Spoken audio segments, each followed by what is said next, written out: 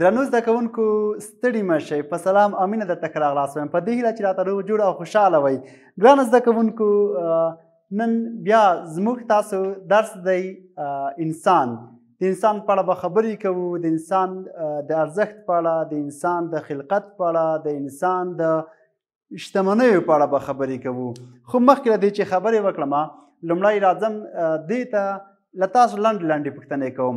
اول، کورنۍ دنده مو راوړې ده؟ آفرین، بلکل به مو راوړې وي، سمه ده. ښه، هغه فعالیتونه چې موږ د تختې په مخ لیکلي وو تاسو ته مو ولوستل، تاسو سره مو ګډ کار پر وکړو، تاسو ته مو چې کتابچو کې ولیکئ، لیکلي مو دي، کارولي مو دي؟ آفرین، ډېر ښه. هغه لغتونه چې ما تاسو ته درکړي وو د تختې په مخ مې لیکلي وو، درته معنا مې کړل او هغې ته مې جملې جوړې کړې. تاسو هغه لغتونه یاد کړي دي؟ آفرین، ډېر ښه، څومره ښه مو یاد کړي دي. ښه، هغې لغتونو ته ما تاسو ته ویلو چې دوې جملې به هغه جملې جوړوئ چې ما به تاسو نه دي جوړې کړي یا ما تاسو د تختې په مخ نه دي لیکلي. کارولي مو دي، لیکلي مو دي، راوړي مو دي؟ آفرین، ډېر ښه، څومره ښه. ښه، بسم الله الرحمن الرحیم. زموږ تاسو نن درس دی انسان. په دې لوست کې دا چې ستاسو کتاب څلورم لوست دی، لومړۍ برخه کې څه دی؟ لومړۍ برخه کې د دغه درس مربوط ځینې خبرې تاسو ته کوم، د انسان په اړه ځینې خبرې تاسو ته کوم او د دغه درس د اهمیت او ارزښت په اړه ځینې خبرې کوم.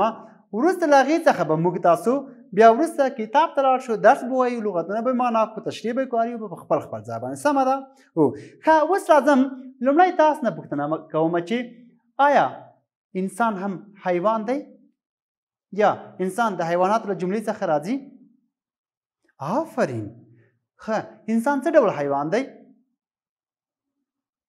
آفرین، انسان خبرې کوونکی یا انسان ناطق حیوان دی. ډېر ښه.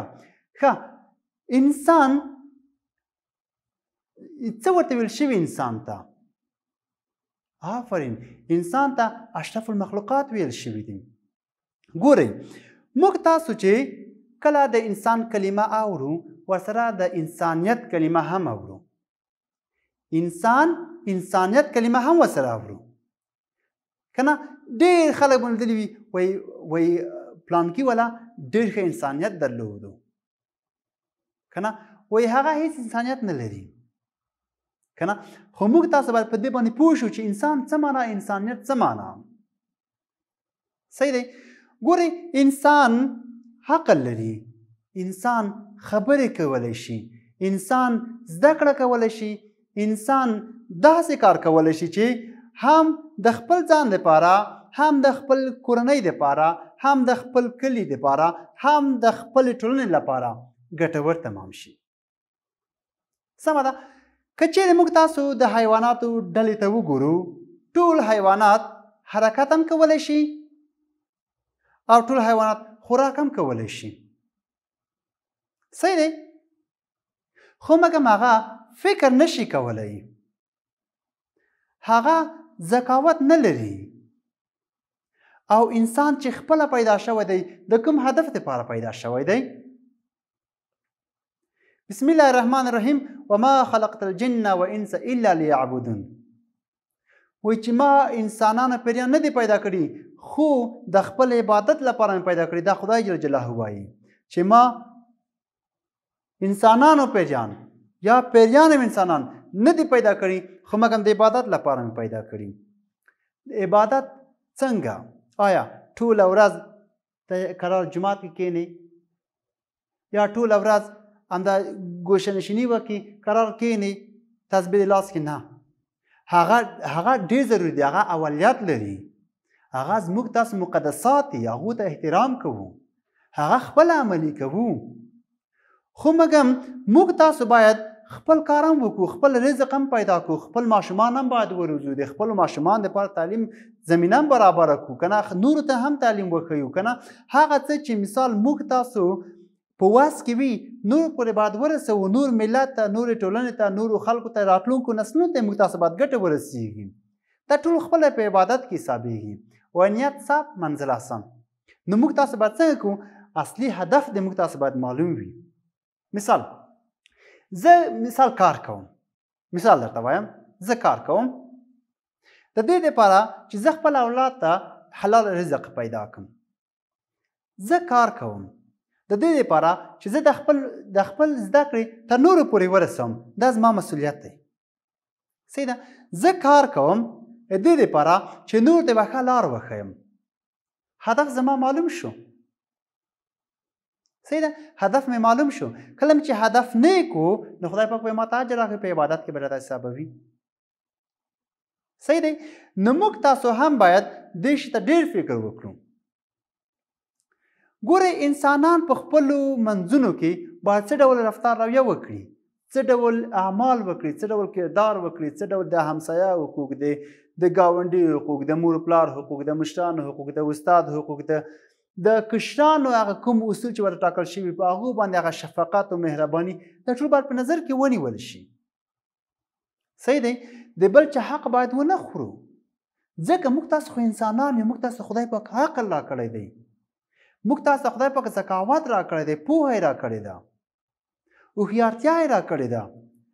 مثال اوس دا مارکر زما دی، صحیح دی؟ دا باید د ما نه بل څوک وانخلي، پټ یې نه کړي، ځکه دا زما خپل ملکیت دی، دا زما حق دی، دا یې ما خپل مال دی. ښه چې ما مال شو نو هغه به یې ولې رانه پټوي؟ موږ تاسو کله چې په صنف کې وو باید د بل چا قلم ته، کتابچې ته، کتاب ته، مارکر ته، هېڅ شي ته یې لاس ور نه وړو، ځکه چې هغه د هغوی خپل دي، هغوی د هغو نه استفاده کوي که نه. صحیح دی؟ نو ښه چې هغوی له هغو نه استفاده کوي نو ځکه یعنې هغه ضرورت ورته لري، نو موږ تاسو باید د هغوی نه دغو هغه شی ترې پټ نه کړو، کتاب یې ترې یونسو، قلم یې ترې یونسو، کتابچه یې ترې یونسو، نور شیان ترې یونسو. صحیح دی؟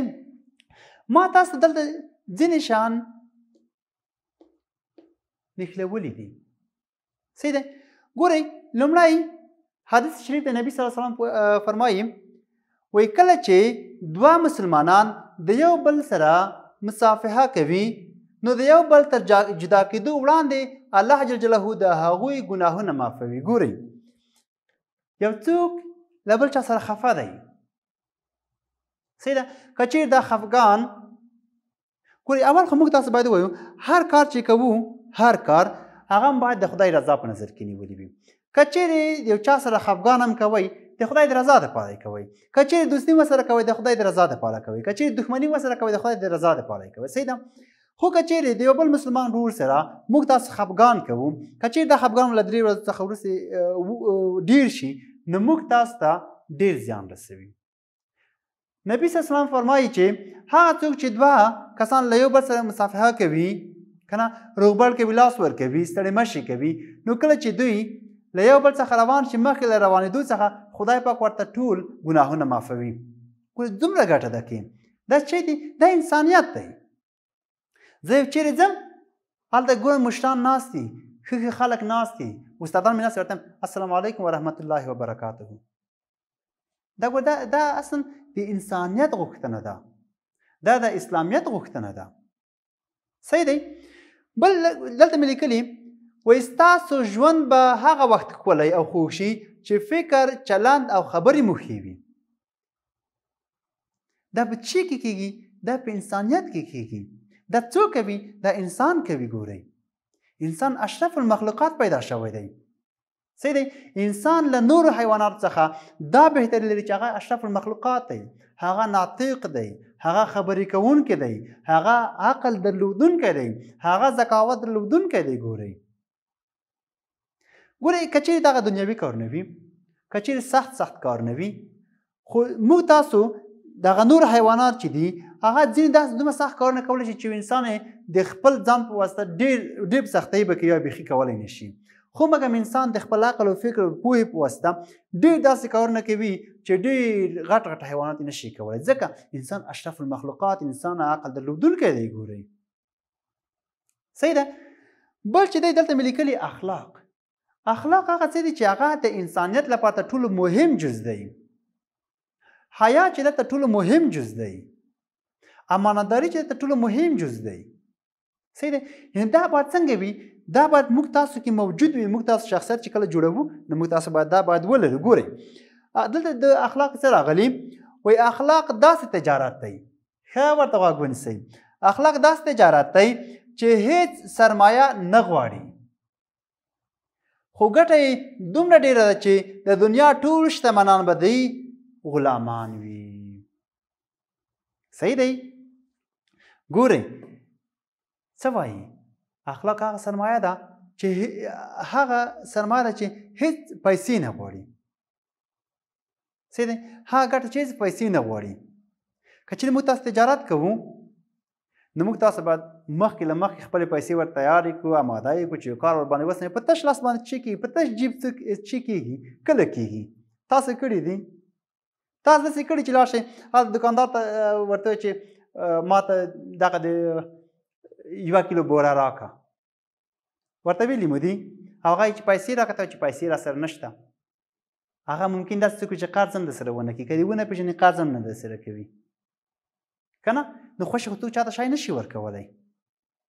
که نه نو موږ تاسو اخلاق هغه سرمایه ده هغه تجارت دی چې په هغو کې هېڅ سرمایې هېڅ پیسو ته ضرورت نشته او څوک چې ډېر ښه اخلاق لري که نه هغه بیا داسې دی چې د دنیا هغه ډېر شتمنان هم څنګه دي ډېر مالداره پیسهداره خلک هم هغو ته محتاج دي صحیح دی نو موږ تاسو باید د ښه انسانیت لپاره د ښه ژوند لپاره د ښو اخلاقو لپاره د انسان په معنا باندې باید پوه شو چې انسان څه معنا انسانیت څه ته وایي موږ باید څه رقم کړنې وکړو څه ډول اعمال وکړو څه ډول کردار وکړو له ګاونډي سره څه رقم رفتار رویه وکړو له مور پلار سره باید څه رقم خبرې څه ډول رفتار وکړو له استاد سره له زده کوونکو سره له همصنفي سره دا ټول هغه څه دي چې موږ تاسو د شخصیت لپاره د شخصیت جوړولو لپاره ډېر مهم دي صحیح ده زه مو شو آفرین ښه چې دومره مو زده شو نو د نن ورځ دپاره زموږ تاسو درس همدومره بس دی